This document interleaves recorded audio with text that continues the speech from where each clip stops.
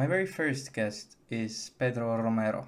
Pedro is currently working on his PhD dissertation at Gibraltar University, focusing on how psychedelic assisted therapy could be used in treatment of gambling disorders and problematic gambling behavior. Pedro also has previously worked as a trained psychologist and has over a decade of experience in this field. With Pedro, we talked about his work focusing on psychedelic assisted therapy and psychedelics in general. So, let's begin. Yeah. So again, thanks, Pedro, for joining me with today with this talk. So before we sort of have this discussion, is that I want to sort of clarify what is a psychedelic sort of to you. What do you sort of what's your research on psychedelics about? Sort of what and then more that what is the sort of relationship between these psychedelics? Okay. Yeah. Doing my research on the therapeutic potential of psychedelics. And my my main focus is see if psychedelic assisted therapy can help people struggling with problematic gambling. That's my sort of overall, um, you know, research. Uh, Psychedelics. I don't know, how much you know about them. But they are substances that sort of, alter your perception. They can give you insight into, subconscious part of yourself. Can help you to see things in a different way. And there's different types of psychedelics. You have your classic psychedelics, like or LSD, mescaline, psilocybin, DMT. And then you may have some atypical psychedelics, which are like your, you know, uh, MDMA, which is also considered entactogen, and ketamine, which is a dissociative and is widely used in surgery, as an anesthetic. Yeah. So your research is on psilocybin, right? Right. You're sort of, or yeah, Yes. I mean, I'm mainly interested in psilocybin because I think it's sort of middle range, sort of psychedelic. A psilocybin trip can last, between 4 and 6 hours, so it's not that taxing like like LSD or sort of DMT, oral DMT, like sort of ayahuasca, that can be a bit longer and a bit too tiring, and at the same time it's longer than, for example, what it would be like a ketamine session, which can be much shorter, around 1 hour. So I think it gives you enough time for the person, to explore and to be, in this sort of place where they can have additional insights about themselves, their life, and why the problematic relationship with gambling. yeah. My other sort of very main question here is that why do these psychedelics then sort of work with these? They have been researched as part of uh um, a therapy like with depression and alcohol abuse and smoking and things like this, and now you're doing with gambling as well. But why do you think then that these psychedelics like psilocybin are sort of good for this? What is the sort of inherent um, Okay. what makes them a viable option here? Okay. I'm not going to answer your question. I'm just going to go a little bit in a tangent Yeah, that's okay. about my experience Yeah, as, yeah. as a therapist. So about 15 years ago when I started my training as a therapist, when I used to be a therapist in Brighton, at the Rock Clinic, which is the main, main clinic where people go there for therapy. We're a charity, and sometimes I have, clients that they ask me, and that was back then. Oh, do you know anything about, if mushrooms can help or truffles or, and I was a bit like, oh, I don't think this is a good idea, but there was something there, and it's like things in the past, will help me to put things into context, and a couple of times, I had clients that they'll tell me that they had mushrooms, and I saw them, a bit different, afterwards, a bit, more in touch with different parts of themselves, you know, going forward like 12 years during the pandemic, I was, I read, How to Change Your Mind from Michael Pollan, which is a bit like the main book that sort of made this sort of research accessible to people. And I said, oh, that sounds really interesting, but I didn't know if it was like really a research based thing or a bit of a more commercial book. Sort of, I mean, it's a bestseller, but I was thinking, oh, I don't know.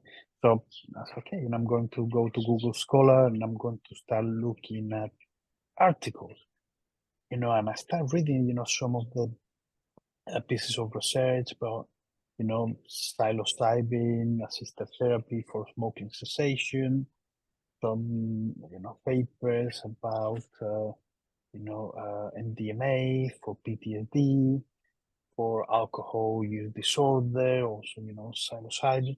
And I was a bit like, oh, these results, they seem, too good to be true. I had clients in the past, that, they had, PTSD, and you had to have like 2 years of therapy and then they improve a little bit, and I say, okay, there's, this protocol that, they get a few sessions with MDMA plus therapy, and, there's a very high percentage, that they no longer qualify for the diagnosis of PTSD, or 80 something percent that actually they have a clinical improvement. I was like, I cannot really believe this data seems too good. So I start reading and reading, like sort of rabbit hole, and I say, oh, this is super interesting. I also, by the time I have been working in, the sort of gambling environment for a long time. I have been, you know, a therapist and a psychologist for some time, but most of the therapists you need to have like a second job. So because of random reasons, I end up working in the gambling industry, and I became a bit this person with mix, with a sort of, good set of skills, that I knew the industry and I have a therapeutic background, so quite niche, to understand, people struggling with problematic gambling. I also worked for 3 years as the head of gambling therapy for the Gordon Moody Association, and I just felt a little bit, that the standard treatments, they were not that good, for people with gambling disorder. And at the same time, something that was really curious is like, you know, psychedelic assisted therapy seems to be very useful for the comorbidities that you normally find in gambling disorder, anxiety, depression, substance use disorder, smoking, trauma. So it really felt that, okay, there was a chance there that it could be useful. So I You know, I decided to, okay, you know, this is something that I really, really want to research. So yeah, I started talking with experts, but they were looking into the psychedelic assisted therapy, and I was asking, do you think that this may work for gambling? And the answer was yes. You know, if it works for all types of addiction, why not gambling? So I went to Gibraltar University because they just opened a center of excellence in responsible gambling, and I was really determined, you know, to say, look, I really want to research this. You know, they tried to convince me to research something else, but for me, the important thing, you know, I didn't want to have a PhD. What I wanted to do is to research psychedelic assisted therapy for gambling disorder. So you know, because I was like really determined, you know, so they sort of let me get on with it, you know. But you know, to a certain extent, I don't think that they thought that I was going to, you know, pull this off. I mean, Yes. I'm still not sure that I'm going to do it, but Yeah. Yeah. No, but all of that you mentioned makes perfect sense, right? Thinking about these sort of comorbidities, vices that people have, alcohol, smoking, and gambling is often associated with that sort of trifecta of sort of most common vices people have, if you can say that. But I, I sort of, see yeah. Mm, I see it a little bit, you know, like a coping mechanism, you know, like, okay, you know, you're anxious or you're stressed. Why? Because there's a problem, you know. So, you know, you use some different things that is a little bit of self-medication. Okay, you may drink so you feel less anxious, or you may gamble so you don't think about all the, you know, stuff that you have to deal with it. So, you know, it makes sense, you know, yeah. for me. Yeah. With these psychedelics, people have these experiences where they sort of gain insight into themselves, right? So I think this is also something that researchers have mentioned as sort of mystical experiences, or even some say spiritual experience of something where it's such a strong and meaningful sort of experience, and it has just like this huge change in your outlook on some things. Mhm.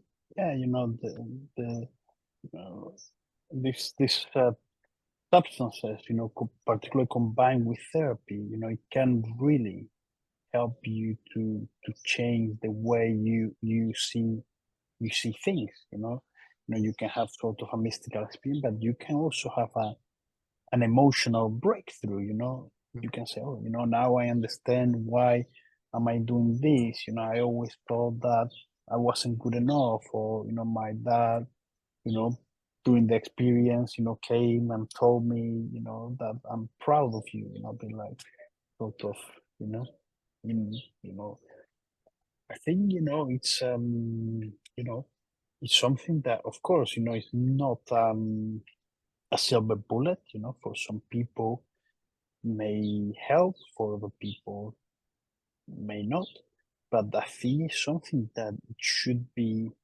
available for people that Mm. they you know, they think, look, I want to have this treatment.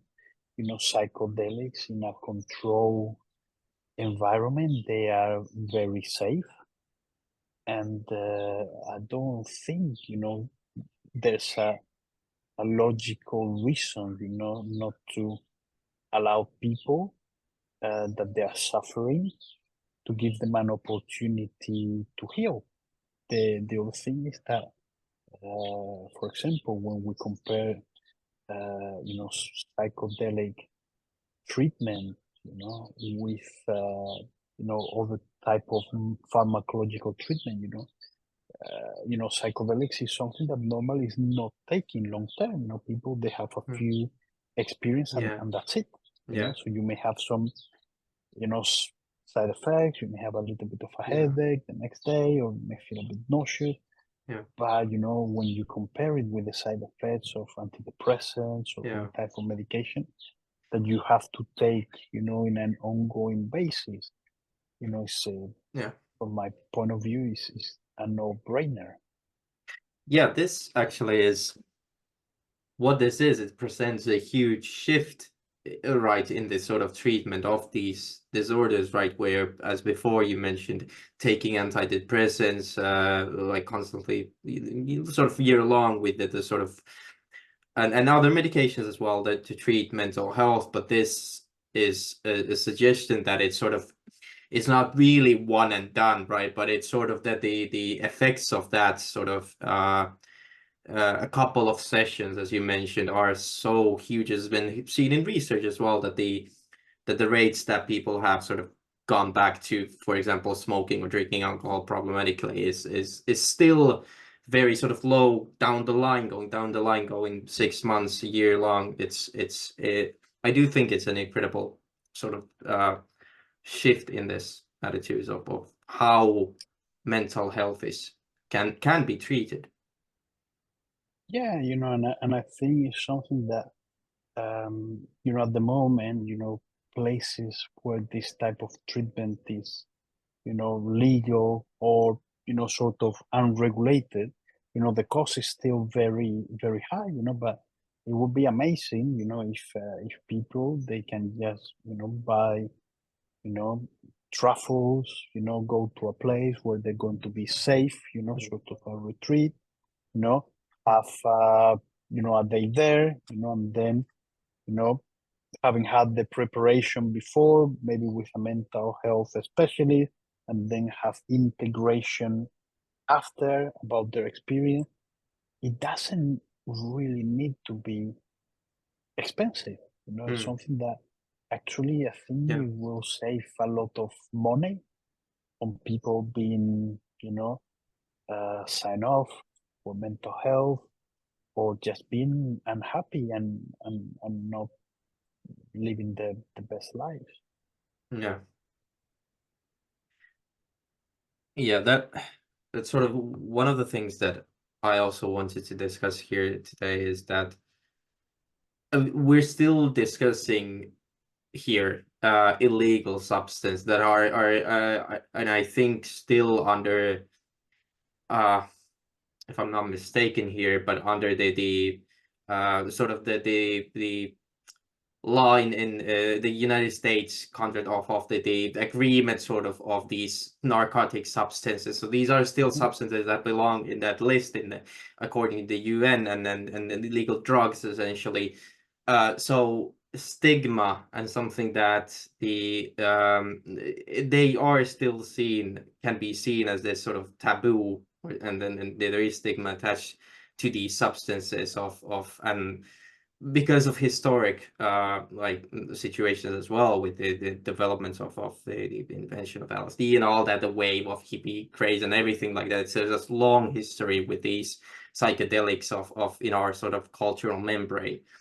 But I do think that this kind of research here is sort of also doing that, where it's breaking to sort of taboos. You only see these substances, see psychedelics as something of like drugs, the drugs as in the sense of narcotics and not I mean, medication. you know, I, I'm a liberal person. I, personally, my research is on looking at these, substances, as a way to potentially enhance, uh, therapeutic treatments, combined with talking therapy. But at a personal level, I think that not only people with mental health issues, should be allowed to use them. So imagine that you don't have any mental health problems, but you want to go to a retreat, and you want to deal with some things that you may have. You say, "Oh, look, I felt, all my life anxious about this, stuff. Maybe I'm not at pathological level, but you may benefit to understand where your anxiety or your low mood is coming from, even if you don't have a major depressive disorder or a treatment resistant anxiety type of level. It can just make your life better. The other thing is that most of the classic psychedelics, they are very emotionally taxing. So after a session of psilocybin, you're dealing with difficult, you may be dealing with difficult stuff. So it's something that probably you don't want to do in a long time. People after a session, they say, oof, that was good, but is this something that you will be doing at a recreational level? Probably, Mhm. probably not. Yeah, I do agree there that compared to things like these, like popular, not even drugs, but just popular like substances that people use, like nicotine, caffeine, alcohol that people use sort of like a regular basis. That there is a difference here between, as you said, that these are not sort of something that, especially heavy enough doses that sort of these can be, that there is this emotional tax, right, of dealing with things, and it's therapeutic rather than something that's it is to be consumed like daily, like coffee, caffeine or something. When we look at other substances, like for example, alcohol, uh, you know, there's so much harm, Mm, alcohol and tobacco that, in comparison, these substances, they're very safe. yeah, Again, when it's in a controlled environment. yeah. And again, it is all of these substances that I mentioned are addictive, right? And they're addictive in their nature, sort of the nicotine and caffeine, for example. Like I have a basically a caffeine addiction, like a physical addiction. If I don't drink coffee in the morning, I get a headache, and not just like a cute one. I just actually get a really like a proper headache if I don't drink coffee in the morning, and that's something that is basically addictive. But it's not something that I see as problematic, but still um as these substances are, like as these psychedelics are, they in the end treat addiction or something that they are substances that help you, like we talked about, help you see things in a different way, and that's because of the sort of the neuroplasticity effect, where it increases that, and it allows you to sort of even like almost sort of rearrange, reorganize the pathways, the normal kind of behavior that you normally do, that you're normally addicted to. It's something that then can break those. It can help you rethink those behaviors and patterns of behavior.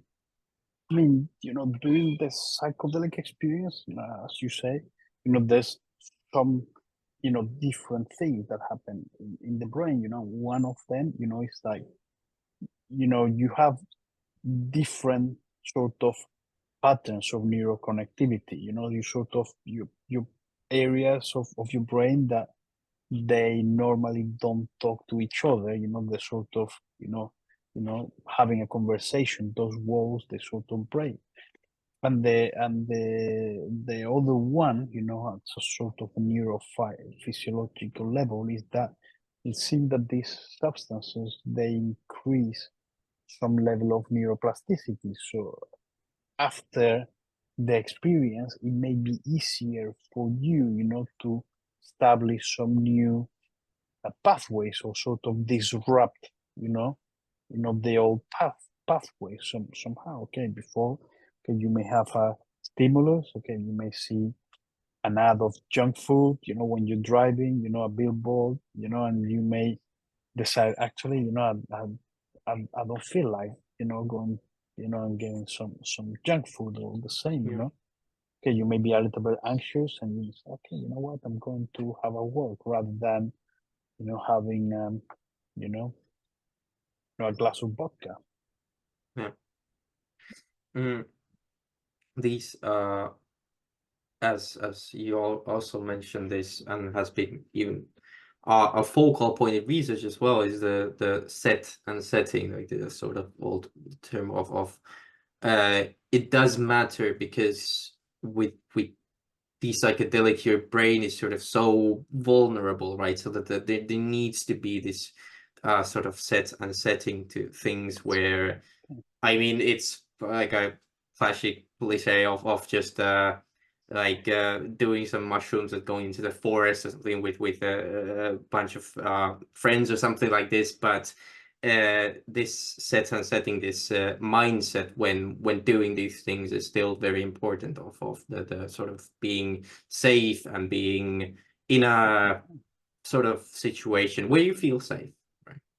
Look, with these sort of things, the set, and setting, they're extremely important. The set is the sort of how do you go into the experience, like your mental health, your mood, your expectations, and the setting is what is surrounding. Okay, I'm going to be in the forest, or we're going to have music, in a chill room, all the things, the safety, that you have in place, this is something, that it is important, the same way if you're going to drink, you have a designated driver, okay, Tobias is not going to drink today because he's going to be driving, the same is important, to have a sitter, with psychedelics, if you're going to have a, experience, okay, and you go into the forest, make sure that, there's a person, that, can sort of help if anyone, is feels a bit distressed, that the situation is safe, that you cannot get lost, or that there's not a cliff, or or a river, so you can make sure that the situation is safe, that you may have some juice or some stuff, if you're at home, you have the right music, that there's someone that can take care of you if you feel, that the experience that you having can be at a recreational or as a sort of therapeutic or self-development way. You feel a bit in a situation that is causing you a little bit of anxiety, that there's a person there to reassure you. And why these sort of things can cause anxiety, because you may be confronting things that they are difficult. Yeah. Also, is very important, the preparation, before the experience, and then the integration after the experience. Yeah. Mm. How is the situation in Finland? I don't know, because I imagine the forest, and is Mm. this like people like go and pick mushrooms, or I think it's, I mean, we sort of have in Finland, it's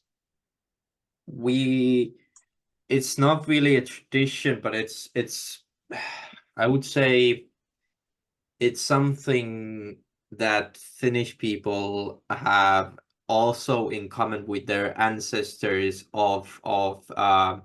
for example, from Siberia, Lapland, the Sami folks as well, where it's the I don't know what's it's actually called, in English, Amanita muscaria. yes, exactly, Amanita, the red speckled where it could be tried, it could be uh I think I've heard the sort of theory or idea where it's um fed to cattle or something like this, and then Reindeer, yeah. yes, reindeer, yes, and then drank through their urine. I'm not sure Yeah. exactly how um might have happened, but I'm not an expert at all on that. But there is definitely the Amanita is very sort of, as a mushroom, it's very commonplace here in Finland. It's everywhere. So, and it's something that's it's it's the dangers, for example, of that particular the red speckled one. It's something that, like, mothers and fathers tell their daughters and sons to, stay away from that mushroom. Don't eat that mushroom, and don't, like, it is obviously poisonous. There are poisonous substances in that Yeah, mushroom, but it's the it's still it's not really the same. It's not at all the same as in psilocybin or anything like that. It's a different substances, as far as I understand. But there are still some hallucinogenic effects and sort of substances in that mushroom where they could be eaten or drank through a sort of secondary hand with these sort of shamanism traditions and things like this. But but this is really interesting because it feels that there's something that is lost. It's sort of okay. yeah, There's an ancient tradition, yeah, and then there's sort of a gap, and then there's parents telling you not to. It's poisonous. yeah, And of course it's poisonous, but there's a knowledge there that I don't know. Maybe like Sami. I mean, I don't know. Sami tribes. Back then. It's okay. This is what you do. It's a rite of passage, or when mm, you're not in a good place, you go to the shaman, or the shaman, mm, say, look, you know, and you may find some stuff about yourself. Okay, I'm not happy, being, with my role. I want to do something else, or I yeah. want to, you know, And it's, obviously just sort of just the psychedelic, the magic mushrooms themselves that contain psilocybin is obviously very commonplace in Finland as well. It's just sort of the red dot, the amanita, is just a sort of a very, like, a traditional mushroom of that sense, that it's also poisonous, but it also it's almost like a cultural mushroom in that sense here in Finland as well. But I do, yeah, there might be something there, that it's sort of that spirituality, right, of having that altered perception on things that psychedelics can bring. I do feel that there is some inherent connections there overall with sort of this mystical experiences and, like, almost religious experiences as yeah, well, where, well, like, I've heard, I don't remember where I heard this, but it was sort of a joke of something where like Buddhist monks would say that on psychedelics, that it's a shortcut off to that sort of, where they've attempting to achieve that sort of enlightened state through meditation, right, through introspection and insight into yourself, and that's sort of a seen as a shortcut, a cheat almost, where these things can drastically alter that sort of concept of yourself and what you think of yourself and your behavior. okay. It's a bit like maybe a shortcut for a mystical experience. But if you look into ancient history, most of the cultures, they had their sort of, you know, wizards, shamans, witches, that they would make these sort of rules. Mm. And it's sort of a rite of passage, and it's a way to, you know, get some enlightenment. I don't know if you have heard about the Eleusinian mysteries, in ancient Greece. Mm, Maybe not. So Okay. basically, it was like a sort of ritual, that every X years, there'll be the Eleusinian mysteries, and people, will go to Eleusis, and they will have this sort of experience, and they got some level of enlightenment, and you get like a lot of, you know, classic philosophers, that went there, and when we think about, Plato's caves, and all this sort of thing, it feels a bit. a bit trippy. Yeah, yeah, And yeah, also when you think about Greece, and ancient Rome, like the sort of wines that they were drinking, they seem that they were a bit too powerful. If you have to mix the wine with 5 or 10 measures of water, mm, to not to get too inebriated. And I'm sure that it was not just fermented grapes. Probably they put a lot of extras, that probably will contain, any type of mind altering substances. So yeah, it's something that wherever you go, every culture has a way to alter, their minds, yeah, to see probably things from a different light. yeah, yeah. I do think that it's this idea of like you mentioned, having these substances and psychedelics even that like these are old substances, right? These are not something just new that came up, like we're talking about psilocybin, for example, and ayahuasca and plants essentially of fungi, but things that have been and existed in cultures for a long time. Yeah, yeah, So do you think that this type of research that I'm doing, because I do believe in that, that, but sometimes I feel that, everybody may think in a similar way. Sometimes, when I'm very passionate about this type of research, sometimes people they come to me and it's like, oh, Pedro, what are you doing? You want to give addicts drugs, yeah, It's like, yeah. yeah, No, well, I do understand, that, it may sound a bit fringe, mm, but I do think there are general concerns to be had there, right? So I do think as a society we've come a long way from like um the taking a trip and peeling yourself like an orange of things like this, where it was this um well, it was all really a part of the sort of war on drugs propaganda sort of machine that the United States sort of instigated, where these it was a sort of direct effect of the sort of 60s wave of where LSD was sort of entered into that cultural um like side on the side guys, but the sort of I that was a sort of very direct the confrontation from the like government of the United States back then to have this very clear attack almost on this sort of idea of these sort of hippies, like, right, of the hippie movement, and to say and put your foot down that these substances are nothing to sort of to be, there's no good in them, there's no this also just banned, they also banned and made the, I think the UN ban as well, all research on these yeah, psychedelics, right? yeah, That's yeah. also what happened.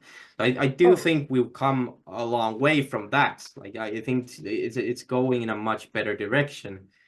But yes, I do get and understand people who come and say that what are you doing? Well, what sort of, are you sure this is a good idea? I mean, because yeah, it's I mean, clearly, there's something wrong, having some of these substances in Schedule One.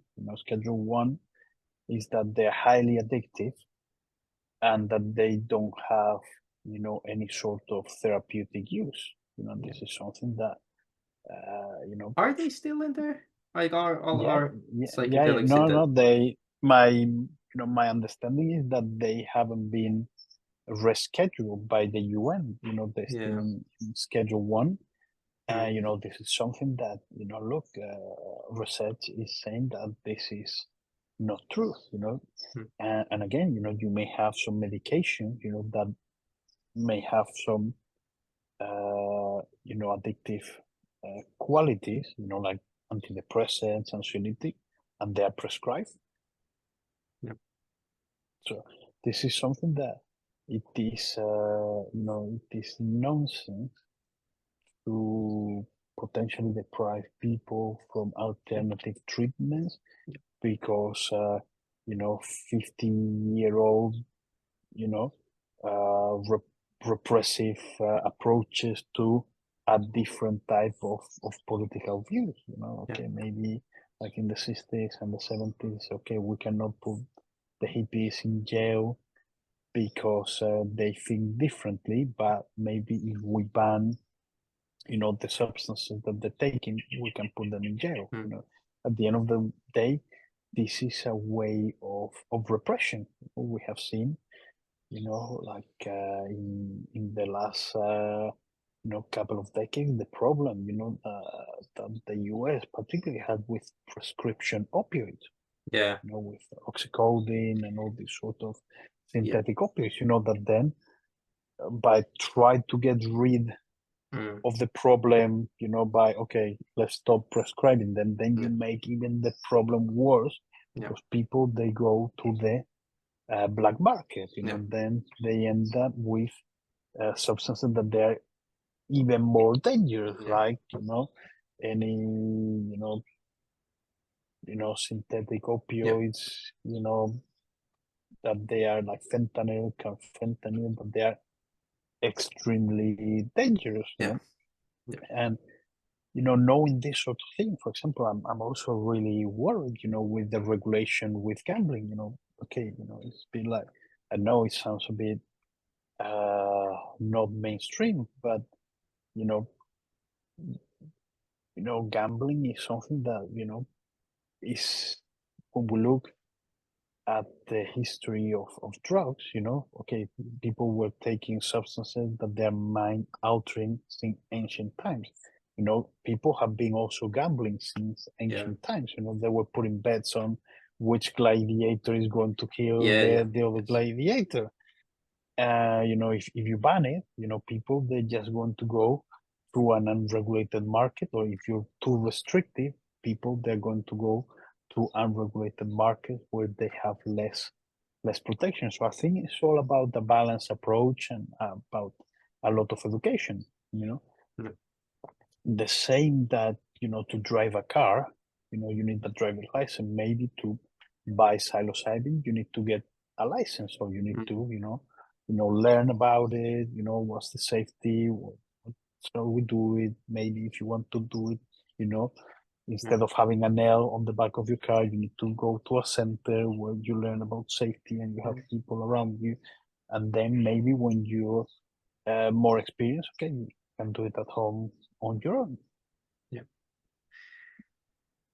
Again, I don't think like that sort of very much reminds me of the discussion like we had just now in Finland, a discussion, a parliamentary sort of hearing, and then discussion afterwards on the legalization and sort of on cannabis, and should we put it up for just legalize and sell it and tax it essentially on cannabis. So again, it's as a substance, not sort of two are not related at all. It's just a question of sort of again of what as a society, which is sort of the better to have them as sort of illegal things that then goes to the black market. And in these cases, exactly where science research has showed with these psychedelics, that there definitely is something there that can help. There is potential there definitely to help with just addiction, substance use, things like this. So to have them these things as just illegal, or try to regulate it and take it away from criminals, take it away from again this brings us back to that point. Look, I always, because we face the same issues again and again, when you think about similar circumstances in history, okay, in the 20s, when you have the Volstead Act, and the prohibition you know, in the US, you know, alcohol. And okay, you know, what happened during that time? Did people stop drinking? No, they were drinking anyway, and they were drinking bad quality alcohol. You know, some of them they got alcohol poisoning. You Yeah. know, you got mobs involved. You know, criminality. You know, nowadays you don't, you know, see, you know, people from different distilleries, you know, distributors shooting each other. You know? So yes, okay, you know, it's a company, you know, that they have their shares, they have their corporate social responsibility. Maybe they should be doing a little bit more, you know. But you know, you get taxed, you know, that money can be used in stuff that is useful. You know, there's quality controls. The same, you know, for example, you say like there's a debate now in Finland about the use of cannabis, you know, okay, should be legal. You know, I think that, you know, probably for the people that smoke, you know, they're not going to stop smoking because it's illegal, you know, probably it's okay.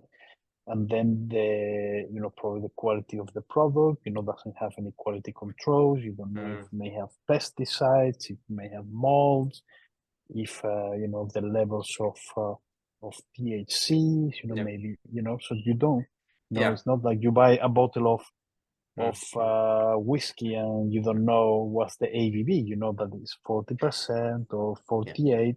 It's not like you know, just plain roulette. You know, I bought a bottle of scotch and this time is 80% and next time is Yeah. 20%. I mean, Yeah. for me, it doesn't make sense. And people, they should have the freedom, you know, to choose. You know the effects, positives and negatives, and you need to make an informed choice once you're an adult. Yeah, I mean, these are the exact same things that like 100 years ago we saw in when the sort of sobriety, even here in Finland, where we had they like what do you call the basically banned alcohol in its entirety for a couple of years here as well, and it's like proven that it just doesn't really work. It only produces bad results in the end with all of these things that we discussed. It's something But that is, yeah, it is an attractive, you know, solution for politicians. Oh, this is bad. yeah, Let's ban it. The problem will be gone away. You know, yeah, that's wishful thinking. You mm, know, and you get this a lot. You know, for example, with gambling. Oh, let's ban credit cards. Look, a gambler, you know, then they just use a credit card to transfer money to another account and then use it there, or you know, go to a crypto casino and you know, buy crypto with credit card. No, the easy looking solution normally is not a solution, you know. And again, you know what I said, look, you know, psychedelics may seem an easy solution, but there's a lot of personal work that yeah, the person needs to do. You know, normally yeah, the work starts after the psychedelic session. You know, you have an experience, you realize that, okay, maybe, I don't know, academia is not for me. I always wanted to be a musician, you know, and then you need to confront like, oh shit, you know, okay, maybe I can start a band, you know, so I can, you know, keep being a lecturer and, you know, having my gigs in the evening. that's yeah, actually what I was gonna mention earlier. Now I remember it was that sort of where we previously just now had this sort of discussion where now even they're this is sort of not my own at all. I've seen sort of these conspiracy theories of things where, all right, so we have this, like for example opioids, for example, and then huge companies like that produce antidepressants and these things that sort of does not necessarily treat the problem like at the lowest level, but then treat the symptoms. So now we're sort of entering this sort of conspiratorial discussion of are these things being kept just is there a reason to not actually have these substances like psychedelics in the sort of legalized states where in a legal state, I mean, because of the like very real potential of them not having people to actually just rely on medication that they take over and over again and produce money for these companies. But look, we have faced that problem before, like in any type of health. You have a bad knee, okay, you can get painkillers, or you can have, I don't know, like a knee replacement. you know the painkiller may cost the state, I don't know, like 20 euros, 20 pounds a month, and the knee replacement may be like, 20,000, but actually will enable you to have a better quality of life. If you move, maybe you're less likely to end up having diabetes or heart problems or whatever, so you're spending and saving in different places. For example, what you find right now is a lot of pharmaceutical companies, med tech companies, that they're looking into tweaking these molecules so they can have an IP, Yeah. and they can sell Patent. it, very expensively. Again, it's something that, okay, is it worth, to have for the state, to say, okay, we're going to take a retreat approach. So when people, can acquire these substances for, I don't know, like 30, 25 euros, and, have their experience, and then pay maybe another 100, to the sitter, and, then have the therapy before and after. Or, we go the pharmaceutical way, and you paying, for, imagine a new substance that is called, I don't know, I'm not a chemist, but silo, beta, alpha, whatever, that, okay, because we got the patent, and it's have been approved for this particular disorder, we can sell it for, 5,000 euros a pop. Okay, Yeah. is it that different? Probably not. So I don't know. I don't know how all this sort of thing is going to go in the future, but you know Yeah. I it depends. I think if pharmaceuticals can get the edge, probably they will lobby. They know how to get things approved. If there's a more decriminalization, approach, maybe there's alternative ways. Yeah. Not necessarily everything needs to be Yeah. medicalized. My perspective is that people should be allowed, to have freedom of choice. You can say, okay, Tobias, we have these 4 options. You can go and get a prescription of sertraline. This is the side effects. This is the. You can get some citalopram. You can, get, fluoxetine that may help you for these other symptoms, or you can get a prescription for medicinal cannabis that it has this effect, it also have this side effect. As a mental health professional, I think that this and that may be more suitable for you because of this, but ultimately, it's your choice. You can say, okay, I have tried this before, didn't work, maybe I want to try this. I think it needs to be a conversation. People, they Yeah. need to get involved into their own healing. And medical professional clinicians should make accessible, the knowledge for people to decide what they want, what are the treatment options. The same, so if you have, I don't know, like a back injury, your doctor may say, okay, you can have muscle relaxants, you may have this, or we can, try to do a surgery to fusion those two vertebrae. You can say, no, I don't want the surgery, or I want to try this, or this is not working, or maybe I try swimming to strengthen my muscles. I think people should be part of that conversation, and they should be accessible, should be an additional option. You shouldn't go to the doctor, not get any explanation, and take this, once in the morning and once in the evening. Yeah, it is, and I do think this is exactly a very very good thing that you're doing. For example, the work you're doing now, and this research on these on psychedelics and their potential use in these treating these problem-like behaviors. So that's exactly why it's really important. I think it will lead. This will lead at some point. Not sure when, but at some point this will lead to the discussion of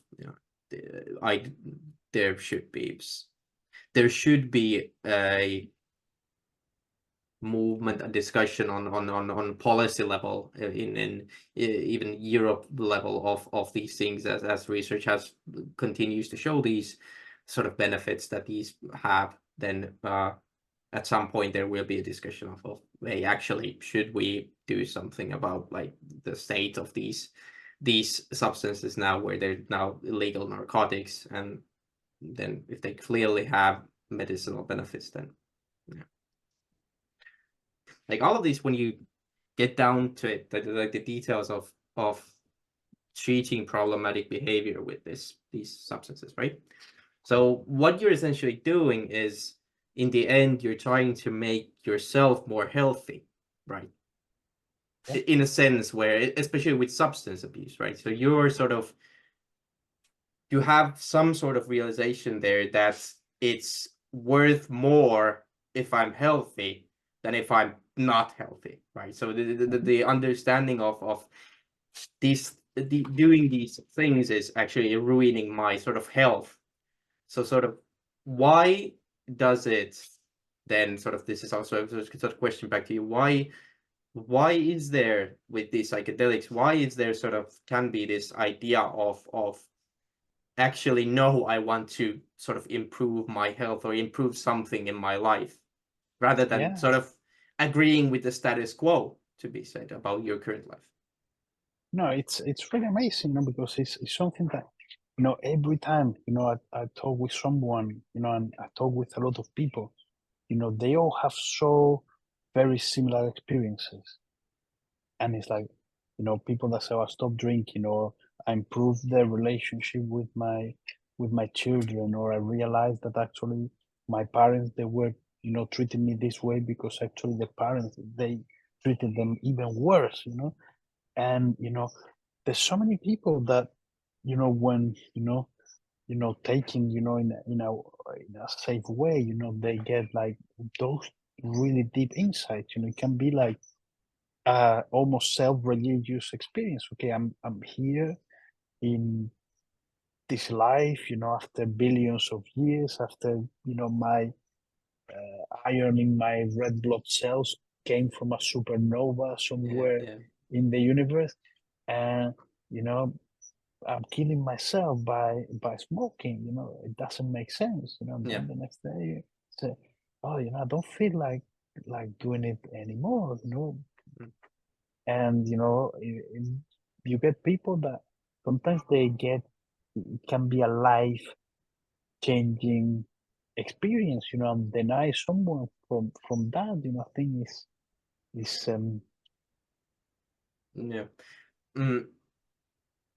I that is something that sort of is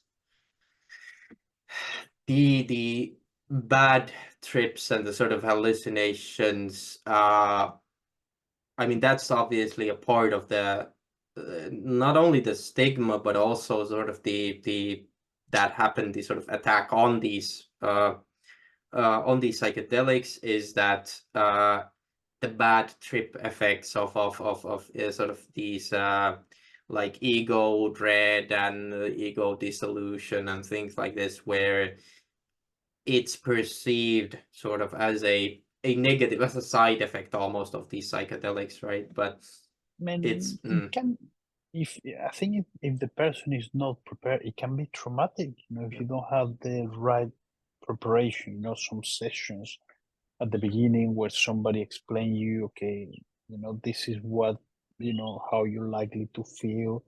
There may be some point where you may be anxious, you know, you know, you may have see some stuff, you know, that you may be afraid of it. You know, try to be curious, try to, you know, interact with them. You know, this is going to take this certain time, even if you feel that it's longer, you know, somebody reassuring you that, look, in an hour and a half, you'll be feeling fine, that you have some emergency procedures. Imagine that you're getting really anxious. Okay, you may get a diazepam, you know, and yeah. calm down, or you just may have a person that, you know, may be able to reassure you and say, okay, you know, go on, you know, back and through, and you'll be fine. I'll be here next to you, and this will be over in a couple of hours, Yeah. right? You know, and then you have, you know, the integration session where I say, look, you know, I saw my dead father, you know, and he told me that he was really sorry, you know, for being abusive, for whoever, you know, there was a monster, you know, when I went and talked to the monster, actually, it turned into me, actually, would the same, you know, and I was scared at the beginning, but then I realized that not that scary. Yeah. You know, these sort of things, you know, it's important, you know, to have a space afterwards to be able to, you know, with a therapist, okay, what do you think this means? You know, a bit more in a psychodynamic style when you can make sense of what you experienced, what you saw, you know, all this sort of stuff. Yeah. But that's also just part of therapy, right? That the therapy is supposed to take you down those routes of actually getting deep into the issues of your life, and that can be very traumatic in of itself. So it's not sort of, Yeah. that's something that's not part of sort of psychedelics, in a sense that it's like a bad trip. That's just sort of the core idea of it is just that it brings those out almost involuntarily at times, right? So it's like, even without therapy present, a therapist present, like even if it's not necessarily a therapy session, it's those thoughts, those like bad ideas, bad concept of yourself. Those are the ones that sort of bubble up, and then that happen in real life, you know, you may have that voice, you know, inside of you telling you that, oh, you're worthless, nobody love you, this, you that, you know, and maybe when, you know, you're in a psychedelic state, you know, that may feel more intense and you may be able to confront it in a different way, you know, so it's, you know, if you have, you know, the help there, you know, but, you know, my sort of take, you know, is that, you know, to be a healing psychedelic experience, you know, okay, you may have a pleasant one where you feel that you're part of the universe and we're all connected, but, you know, sometimes it can be also useful, a bad trip, you know, where you are, you know, confronting difficult stuff, you know, and you're able to process afterwards things that, you know, they have been there, but you know, they were maybe too scary and they were repressed at some level. yeah.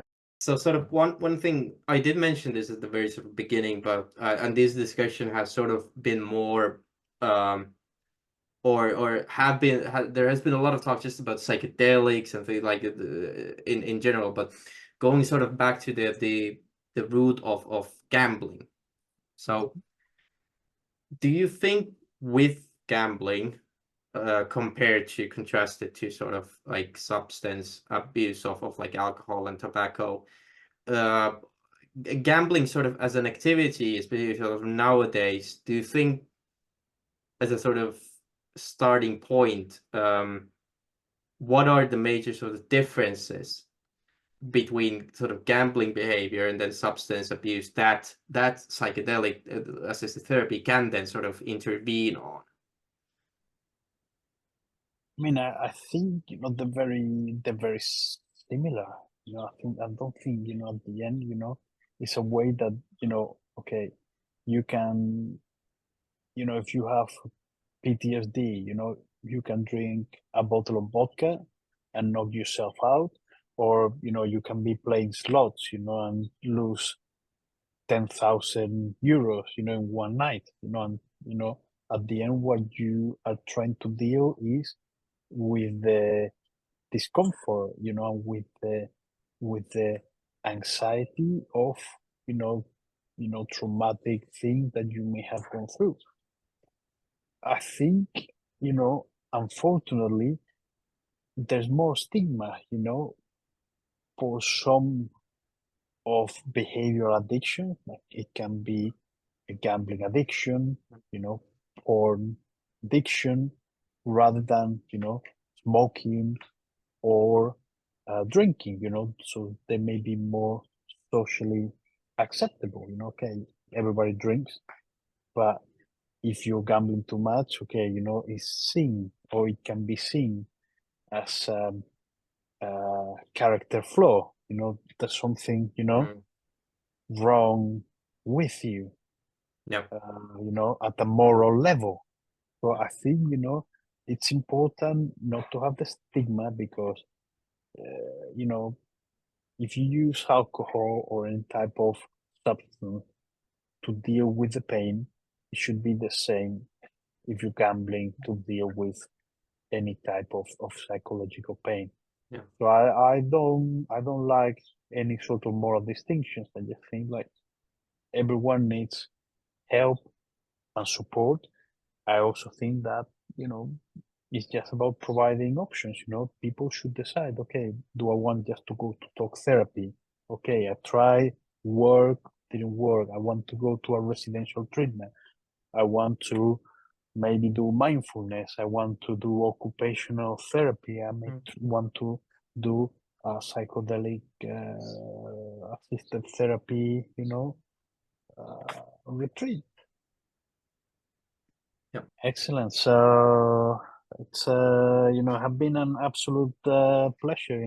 Just Yes, time went flying. definitely. Yeah, definitely. Again, thank you for joining this discussion. It's been great. It's been really great. Hey, thanks for watching. I hope you liked the video. Leave a comment down below if you have some questions or anything else. I have a couple of other interviews as well that are already done, and hopefully I'll get to publish them soon. All right, till next time.